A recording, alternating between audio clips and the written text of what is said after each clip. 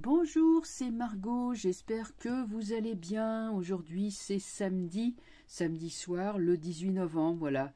Bah oui, le temps passe. Et donc, figurez-vous que tout à l'heure, je suis allée voir le film Sound of Liberté, hein, là, vous avez compris. Alors, je suis allée parce que vous savez que depuis le 15 novembre, il est distribué dans les salles.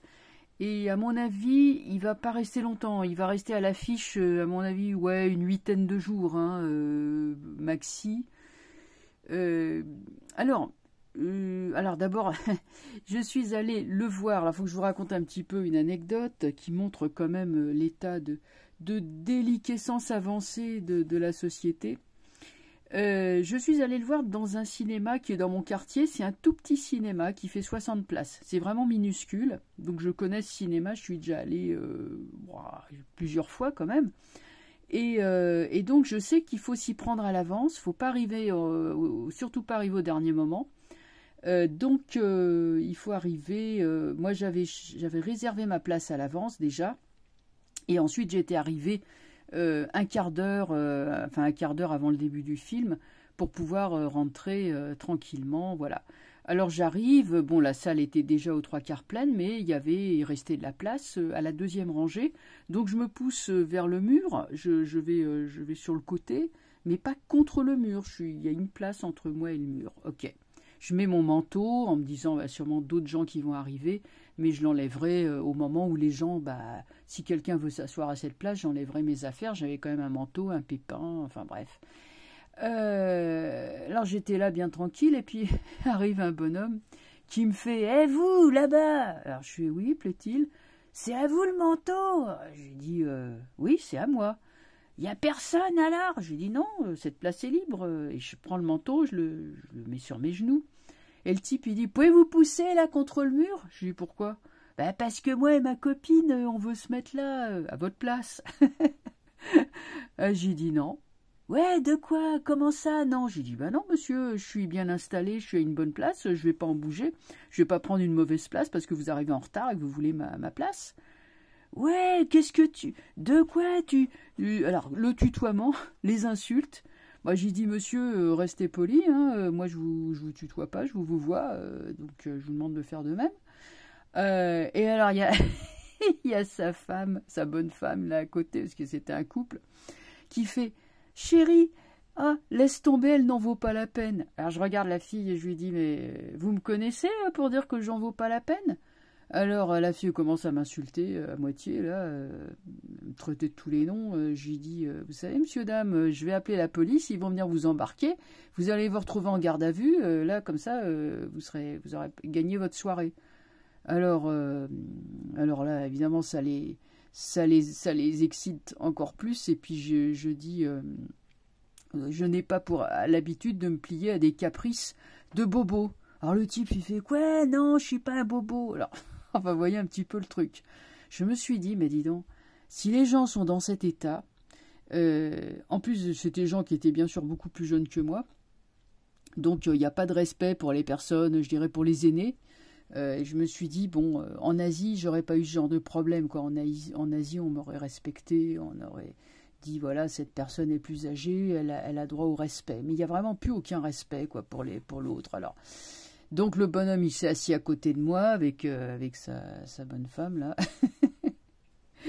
Et puis après, il s'est vite resserré contre sa nana. Bon, ça, je m'en doutais. De toute façon, je me dis, bon, le film va commencer, ça va les distraire. Mais j'avais vraiment l'impression d'avoir affaire à des gosses qui piquent des crises de colère parce qu'on leur refuse leur caprice, en fait. C'est ça. Je me dis, mais bon sang, des gens comme ça, vous savez, s'ils n'ont pas un entraînement minimum, je veux dire, ils vont s'effondrer complètement à la première contrariété, quoi, voilà. Alors, bon, voilà, donc pourquoi je vous raconte un peu ma life, c'est parce que je suis quand même assez désespérée de voir le genre humain, surtout qu'en plus, quand même, pour aller voir ce film, j'aurais supposé qu'on était quand même avec des gens un petit peu plus évolués, mais là, manifestement, ça devait être des gens du parti de Fantomas, des espions ou je ne sais quoi, qui voulaient venir voir ce que c'était, quoi, par curiosité. Enfin, bref. En tout cas, ouais, c'était sûrement pas des gilets jaunes, ça c'est clair. Hein. Enfin, tout ça pour dire, bon, moi, vous savez, ça me dérange pas, de toute façon, je veux dire, voilà quoi. Mais c'est pour dire que, bon, le film, alors, je l'ai vu, je l'ai visionné, j'ai trouvé qu'il était excellent, les acteurs sont très très bons, les enfants sont vraiment excellents, la petite fille, le petit garçon, enfin, je vais pas trop raconter, mais vraiment, ce sont de très très bons acteurs, je les ai trouvés bien. Et puis bon, le film effectivement, bon, alors je comprends pas pourquoi il y a eu autant comment dire, de cris d'orfraie par rapport à ce film, qui est vraiment un film qui est absolument pas complotiste, qui parle tout simplement de trafic, de réseau, et puis qui ne parle à aucun moment comment dire, de choses, enfin, qui ne parle d'accointances dans les hautes sphères. Pas du tout, hein. C'est à peine, on y fait à peine allusion. Et de ce point de vue, j'ai trouvé que le film de Jean-Pierre Mocky, qui s'appelle je sais plus comment, c'est la lettre rouge ou le jupon rouge, enfin je me rappelle plus le titre. Mais le film de Jean-Pierre Mocky est beaucoup plus direct, parce que lui, il accuse vraiment les élites. Hein. Voilà, c'est un film qu'il a fait, un film vraiment à très petit budget. Alors, donc évidemment, c'est pas le film très folichon, mais c'est vrai que quand on en ressort, je suis contente que ce film ait été fait, et je voudrais donc savoir, est-ce qu'on va réussir à faire tomber toute cette élite pédoporno là, enfin pour moi je voudrais savoir de quoi il retourne avec tout ça, et jusqu'où ça peut remonter. Enfin, j'espère que ça va pas me valoir une censure. Je vais essayer d'être très... Donc là, il s'agit d'enfants que l'on suborne. Hein. Voilà, les enfants subornés que l'on séduit pour des hommes puissants. Il y a des hommes puissants, des hommes de pouvoir. Il y a également des complicités d'autres personnes puissantes, peut-être des femmes. En tout cas, ce sont les puissants. Il y a bien des enfants qui sont attachés, enfin ce genre de choses. Ça nous décrit la situation actuelle. On va continuer. Pour l'instant, le trafic semble se dérouler en toute impunité. Bon, c'est extrêmement noir. Extrêmement noir. Ce sont des choses absolument ignobles. Alors, la roue tourne, si je puis dire. Il va y avoir une chute brutale des puissants à cause de ça, d'hommes très puissants. Il va y avoir des enquêtes, hein, l'ermite vient enquêter, et l'ermite est au-dessus. Il va y avoir des gens qui vont s'enfuir. Attendez-vous à ce qu'il y ait un jour ou l'autre des révélations et qui fassent tomber un ou un groupe d'hommes particulièrement puissants justement à cause de ça. Et là, je vais vous dire, ça va faire des dégâts. Et ça, c'est quelqu'un... Parce qu'il y a des gens qui enquêtent, j'irai dans la discrétion, et qui vont faire tomber. Moi, je vois une pagaille, et puis des gens qui vont s'enfuir, pendus avec l'argent, qui vont essayer de passer les frontières, d'aller je sais pas où, en Suisse ou ailleurs, enfin, je sais pas dans quel pays, mais de se barrer, de s'en aller, quoi, vite fait. Voilà, ça c'est une chose. Bon, je crois que le jeu est assez éloquent, hein, ma foi, et on va pas, je pense que c'est pas vraiment nécessaire. On va quand même voir Sur Maison Dieu, j'ai Papesse. Papesse, c'est le secret. Ce sont des gens qui vont être mis au secret, qui vont être mis en prison, bien sûr, parce que Maison Dieu, c'est aussi la prison. Maison Dieu, Papesse, pour moi, c'est la configuration de la prison, mais la prison où on est vraiment tenu au secret. C'est-à-dire que c'est des gens qui rentreront en prison pour n'en plus ressortir. Parce qu'ils ont beaucoup de choses à dire et à livrer. C'est vraiment les oubliettes. Et tant mieux. Et sur ceux qui fuient, alors vous avez des gens qui vont bel et bien fuir dans notamment des paradis fiscaux ou des endroits au bord de la mer. Enfin, moi je vois des endroits maritimes, hein, donc au bord de la mer, qui sont des endroits bien planqués, bien, vous voyez, ce genre de choses. Voilà. Donc voilà ce qu'on peut dire là-dessus. Donc une partie va s'écampiller, mais les plus coupables seront... il y a vraiment chute brutale de un homme particulièrement puissant, un homme ou plutôt un groupe d'hommes particulièrement puissant. Quand il y a une femme aussi là-dedans qui est complice, il y aura aussi une enquête sur cette femme-là. Alors je ne sais pas qui c'est, ça peut être une femme ou qui a la... Enfin, il y a une femme puissante, voilà. Bon, alors on peut supposer, il y a pas mal de suppositions, hein, il n'y a qu'à passer en revue le nom du club, là, des clubs de possédants, et puis voilà. Voilà un petit peu. Alors, je vais, c'est pas sans transition, mais voilà, il se trouve que je regardais un petit peu là, les critiques du fameux film, donc il y a des gens, enfin certains articles de presse disent « Oui, n'est-ce pas, c'est le film préféré des complotistes, gna gna ». Et voilà qui disent alors, ce qui se passe en Islande, il y a un volcan, que vous le savez, j'arrive pas à dire son nom, qui s'est réveillé et qui menace une ville qui s'appelle Grindavik, qui a été carrément complètement évacuée. C'est une ville fantôme. Et il y a des fissures qui se dessinent sur le sol et qui sont impressionnantes, comme dans les films de science-fiction, hein, vraiment des grandes fissures.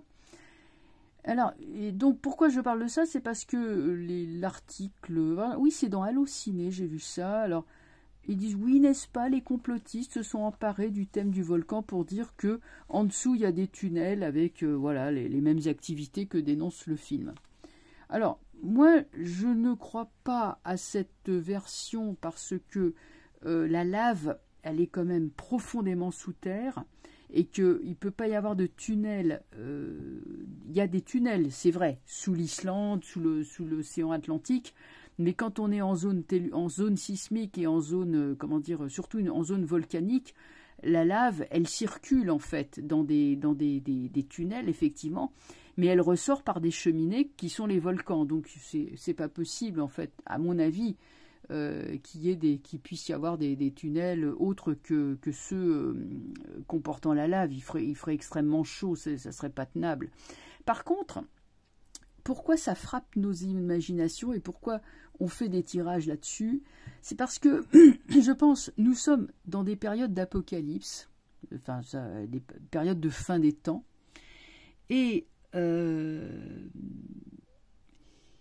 en fait, une activité tellurique exceptionnelle sur une île qui menace d'être engloutie ou rayée de la carte, ça rappelle quelque chose. Et ça rappelle quelque chose à tout le monde, puisque nous sommes tous, en cette fin de XXe siècle, nous sommes tous réincarnés. Enfin, ça c'est ce que disent les spiritualistes, nous sommes tous des anciens Atlantes réincarnés et nous avons tous vécu cette période. Nous avons tous la crainte des volcans, des tsunamis, des grandes vagues. Quand on nous parle de submersion de terre émergée, ça nous parle. Et pourquoi ça nous parle? Parce que c'est dans nos mémoires très lointaines. L'humanité a gardé la mémoire, hein, ce concept d'une terre engloutie. Donc, on va poser la question, est-ce que c'est la fin des temps? Et est-ce que l'Islande qui, évidemment, n'oublions pas, est dans l'Atlantique Nord,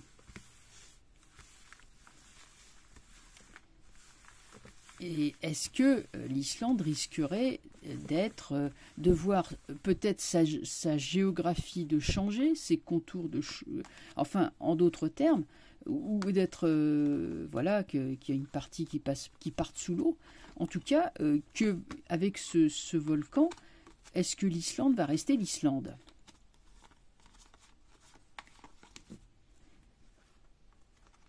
Donc vous le savez, hein, que l'Islande est un pays de volcans. Il y a énormément d'activités telluriques. Il y a des geysers qui sont des grands jets d'eau chaude, soufrés souvent. Et donc voilà. Alors on va tout de suite regarder donc l'activité tellurique. Peut-elle mettre en péril l'île d'Islande? Si jamais l'Islande était engloutie, là, ça serait très mauvais pour nous, parce que vous imaginez le tsunami que ça ferait. Et nous, c'est pas si loin que ça, l'Islande, hein, vous savez. Je crois que c'est Reykjavik, c'est 2 heures de vol, 2-3 heures. Enfin, c'est pas à l'autre bout du monde, hein. Alors, voyons un petit peu l'activité volcanique. Alors oui, on me dit que ça va, ça vient, c'est très instable, hein. Attention, attention, il y a le pendu. Il va se passer des choses qu'on ne pourra pas empêcher. Bon, là, ils sont tous sur les dents, les vulcanologues, ils essayent, ils surveillent. Bon, c'est le calme avant la tempête, si je puis dire. C'est un peu inquiétant.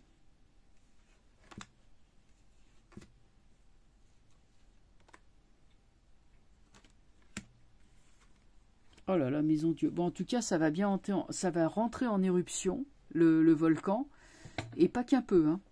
Parce que là, je me demande même s'il n'y a pas une partie de la caldeira qui va sauter, hein. C'est-à-dire, la caldeira, c'est le cône, hein. Parce que là c'est vraiment, vous voyez, un petit peu comme le jeu, il est précis, hein. On est vraiment sur l'idée d'une éruption volcanique. Vous voyez, ça, c'est la cheminée. Ça, c'est le bouchon, le bouchon de lave séché qui va sauter. Et ça, c'est la lave qui va sortir, hein, la lave, et puis les gens qui tombent par terre. Enfin, c'est Pompéi, quoi. Justice. On me dit que c'est inéluctable, hein. Tôt ou tard, ça va être... ouais, impératrice. Qu'aussi elle sort renversée. Ils ont une femme qui est Premier ministre, il me semble. Mais malgré ses efforts... elle ne saura pas, qu'est-ce que vous voulez qu'elle fasse, à part évacuer, elle ne peut pas faire grand-chose, hein. Le mat. Il y a des gens qui vont fuir, hein. Ben, je crois que l'Islande, je ne sais pas, hein, mais en tout cas, la ville de Grindaval, je crois qu'elle va être détruite. Battleur renversé. Tout ce qu'ils avaient construit, pour moi, c'est détruit. Papesse renversée. Décidément, c'est toujours les mêmes cartes qui sortent. Papesse renversée.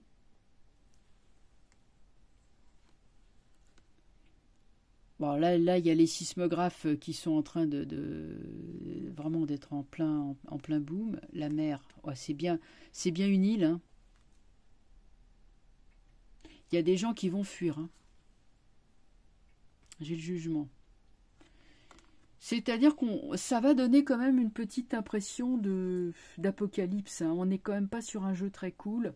Alors, ces histoires de tunnels, bon, je ne sais plus comment ça s'appelle. Honnêtement, je ne crois pas. Je pense que ce sont des causes... Alors, ce sont des causes naturelles, oui, mais surnaturelles aussi. Parce que quand la Terre, comme ça, se révolte, eh ben, elle est en colère. Et il y a une certaine colère de la part des éléments. Et ça peut donner effectivement des... je pense que le volcan va quand même pas mal endommager de choses. Et il pourrait y avoir quand même des vagues et des choses comme ça. J'ai quand même Maison Dieu, j'ai quand même Lune, hein, c'est le tellurisme dans l'eau ou sur l'eau. Bon, la civilisation ancienne qui est là, lunaire, papesse renversée, on peut pas, la pendue, justice papesse, on ne peut rien faire, c'est inéluctable, c'est écrit, on dit. Après, j'ai quoi, l'empereur, on essaye de maîtriser, le mat, vite, les gens s'enfuient avec armes et bagages, jugement renversé, mettez-vous à l'abri. Donc là, il y en a qui vont se mettre à l'abri, qui vont courir. Donc c'est quand même quelque chose, donc là on a dit roue de fortune, donc d'un moment à l'autre ça peut exploser, ça va exploser, et donc à mon avis avec battre le renversé, je pense que la ville va être quand même ouais, pas mal endommagée. Quant à cette carte, toujours pareil, l'ermite essaye de trouver une solution en examinant. Apparemment, je crois que oui, ça représente les autorités islandaises, mais qui vont pas pouvoir faire grand-chose. Et il peut y avoir quand même avec la Lune un envahissement par l'eau aussi. Hein. Donc attention avec cette histoire. Ce qu'on peut regarder aussi rapidement, c'est si nous, les Européens, est-ce qu'en Europe, donc on est quand même beaucoup plus bas, mais l'Atlantique Nord, on est quand même baigné par la mer du Nord, nous aussi. Hein. Parce que si jamais il y a quelque chose là-bas en Islande, ça va être l'Écosse, ça va être la Grande-Bretagne, ça va être la Manche, la mer du Nord, enfin, ça va être... Est-ce que nous, on va avoir des tsunamis, des machins Heureusement qu'on n'a pas de volcans en France, à part les volcans d'Auvergne. Il ne manquerait plus que ça. J'avais déjà fait un tirage là-dessus. Alors, voyons voir. Est-ce que nous, en France, on va avoir des retombées de ce fameux volcan, je sais pas moi, des tsunamis, des machins, des marées, des tempêtes, des trucs et des... Oh là là. Ouais, bah attention hein, quand même, hein, parce que là, la Terre, elle est en colère et ça... Attention. Ouais. Faudrait barricader les fenêtres ou pour pas, parce qu'il va y avoir des tempêtes, hein. Des tempêtes qu'on ne pourra pas prévoir ni contrôler. Enfin, de toute façon, on ne peut rien faire. C'est des tempêtes, je dirais, qui sont là. Et que j'ai quand même le jugement. Hein. C'est le vent qui souffle aussi. Hein. Justice. Bon, on peut dire que on aura des retombées qui seront quand même... Oh, j'ai encore le pendu qui ressort. Hein. Oh, le monde. Ça va être... Pourquoi tout est à l'envers? Heureusement qu'il y a le pape quand même à un moment donné. Hein. C'est bizarre, le jeu me dit qu'il y a quand même qu'il faut pas rigoler quand même avec ça. Que forcément l'onde de choc va se répercuter dans l'Atlantique Nord, vers chez nous aussi. Mais bon, ça sera plus atténué parce qu'on est quand même déjà assez loin. Hein, par exemple, je sais pas, les Shetland, l'Écosse sera beaucoup plus touchée que nous si jamais il y a un truc qui se passe là-bas. Bon. Enfin, prudence et méfiance, hein, surtout pour les côtes du Nord, pour la côte, les côtes d'Opale, enfin tout ce qui est la Somme, la baie de Somme, tout ce qui est Dunkerque, tout ce qui est puis bon, après les côtes belges, là, Anvers et tout. Méfiance, hein, parce que là, quand même, on risque d'avoir des grosses tempêtes, des grandes vagues et tout, qui vont encore tout déferler et tout. Ça c'est pas impossible, hein, parce que le pendu, ça montre quand même la colère des éléments contre laquelle on ne peut rien. Mais il y a tellement de choses qui tournent de travers, entre les malotrus du cinéma et entre les vieux sadiques là, du film qu'on voit dans le film, et puis que ce soit du bas ou en haut de l'échelle, tout va de travers, c'est tout des trucs comme ça. Comment voulez-vous que la nature ne soit pas en colère? Voilà, enfin écoutez, je suis peut-être un petit peu, comment dirais-je, comment on dit, millénariste. Mais enfin bon, c'est vrai que je ne peux pas m'empêcher quand même de me dire que bon, enfin voilà. Écoutez, soyez prudents, surveillez quand même la météo. Et regardez ce qui vient du nord, hein, on surveille le volcan en question comme le lait sur le feu, hein, c'est vraiment le cas de le dire. Et puis voilà. En vrai, bon, je veux dire, on est habitué aux tempêtes, on est habitué à tous ces trucs-là. Non, ce qui risque de se passer vraisemblablement, c'est qu'il y ait beaucoup d'eau, des inondations, des choses comme ça qui arrivent encore, quoi. Mais c'est sur les côtes de nord de la France, Bretagne, Normandie, mais ça sera plus atténué quand même déjà. Enfin voilà. Écoutez, ne nous inquiétons pas trop à l'avance non plus, hein, parce qu'on n'y est pas encore. Je vais arrêter donc la vidéo et je vous souhaite donc un très bon week-end et je vous dis à très bientôt. Au revoir.